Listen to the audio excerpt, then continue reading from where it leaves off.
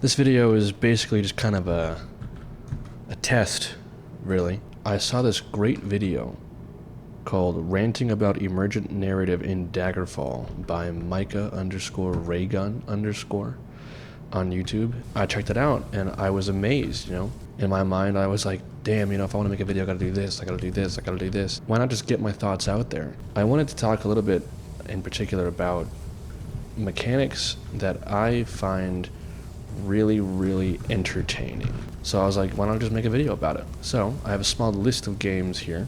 That's right, Disgaea, however you want to pronounce it, Disgaea. It's this old JRPG,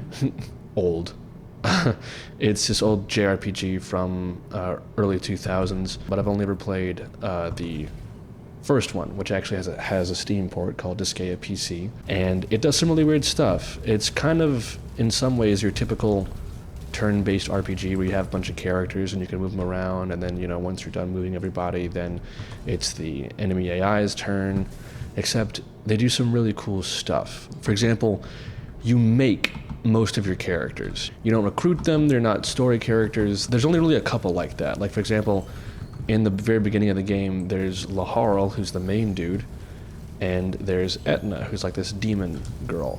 But other than that, you pretty much make all of your characters. And it's cool because, you know, it's not just like, oh, you can pick their stats, you can name them, you can do this and that. Whenever you defeat an enemy with a character, that character gets a certain amount of mana, and what you do is, it costs mana to make a character. So you select an existing character, who I think becomes known as the mentor for the purposes of character creation, and you spend that character's mana to make the new character, who is then referred to as the pupil in relation to the mentor character, the character that you picked, whose mana you are spending to make the new character. What's neat is that they didn't just, you know, have that in name and nothing else. What they did was they actually made it a real mechanic. For example, I believe if a pupil knows an ability, the mentor can stand next to them in battle, and they will be able to use that ability as long as they're standing next to the pupil. And if that wasn't cool enough, it turns out that if the mentor character uses that ability that they're getting from the pupil character enough times, they keep the ability, so they can use it regardless of if they're next to the pupil character, which is really fucking cool, you know, pardon my language, because you can basically teach whatever character you have whatever you want them to learn. That's so cool, you know? That's such an interesting take on character creation, especially in a game where you're doing that constantly. Disgaea is already a very charming game. It's got so much character, and I love the art and the voice acting. It's so good.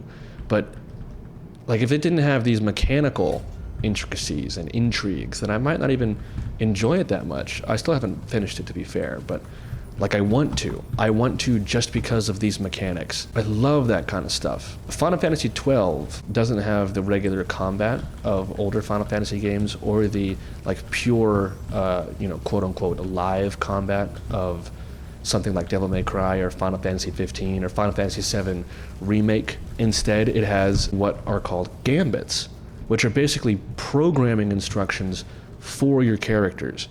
And man, I think that is so satisfying. And granted, I like programming, thinking about like how the quote-unquote code instructions that I'm putting in or executing.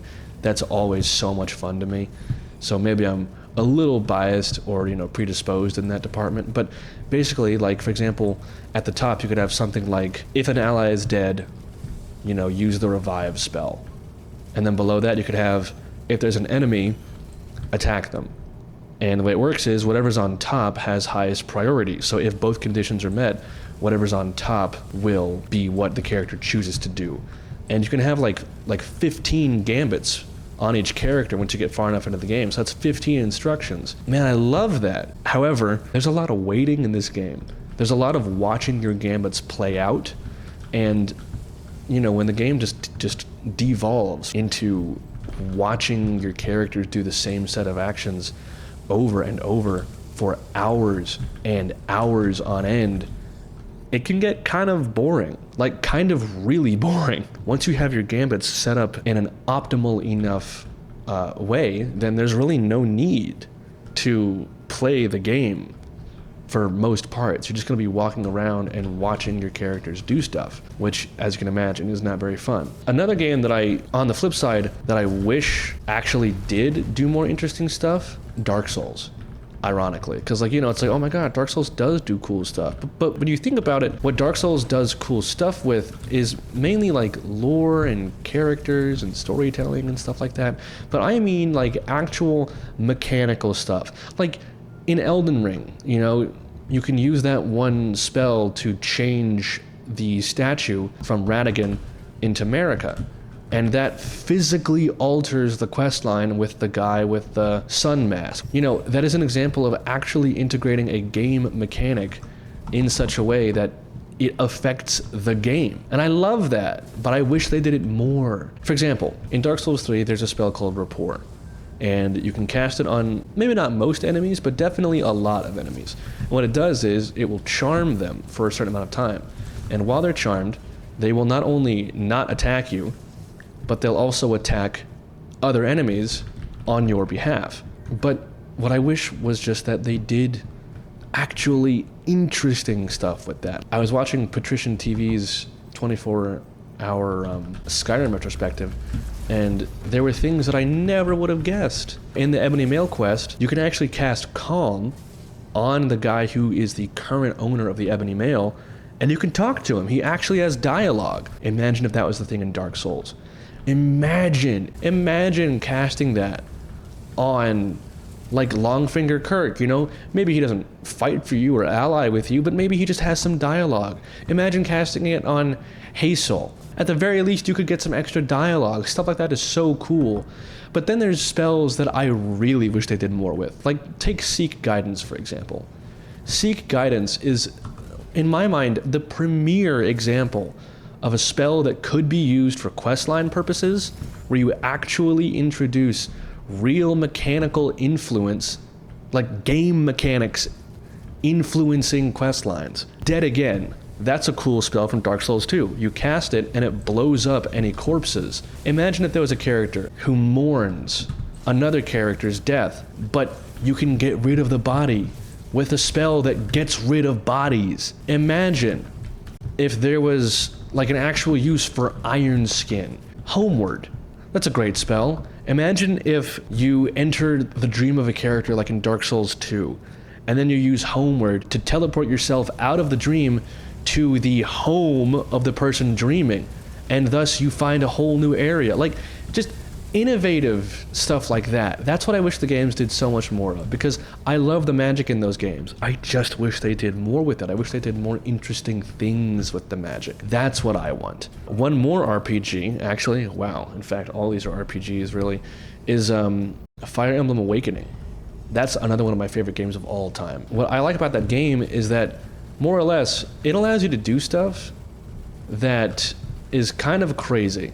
When a character hits level 10, you can use an item that's known as a Master Seal to ascend that character to an advanced class, which, for example, an archer might turn into a sniper, which is an archer that can shoot farther than a regular archer can. When a character reaches level 15 as an advanced class, they will unlock a skill that they can only get from that advanced class. There's also an item called a Second Seal, which can demote a character from an advanced class back to a base class. But the thing is, characters keep their skills. So, you could theoretically just have a character go through every advanced class in the game, get every skill, or at least, you know, just the skills that you want, and then turn them into the actual class that you want them to be. I think the most popular example of this is Galeforce, which basically allows them to take an extra turn if they kill an enemy with their first turn.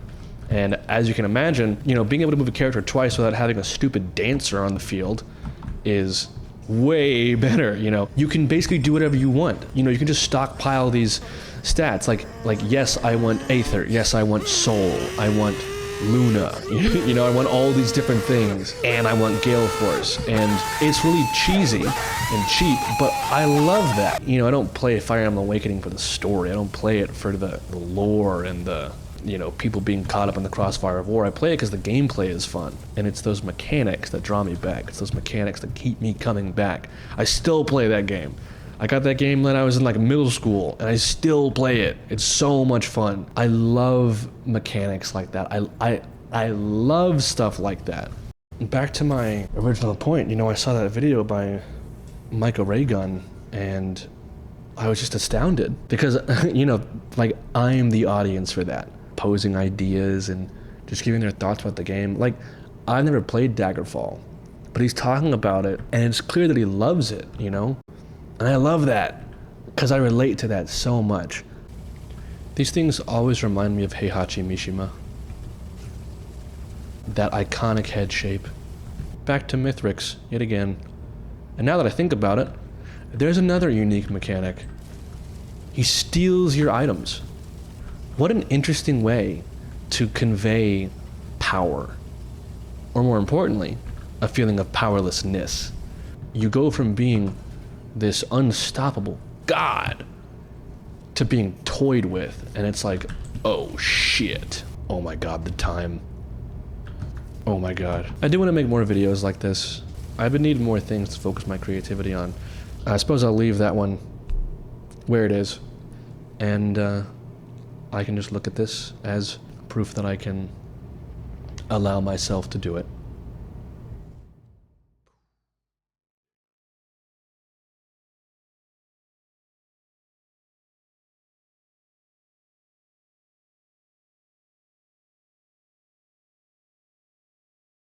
Multi's a car, he goes beep beep. Okay.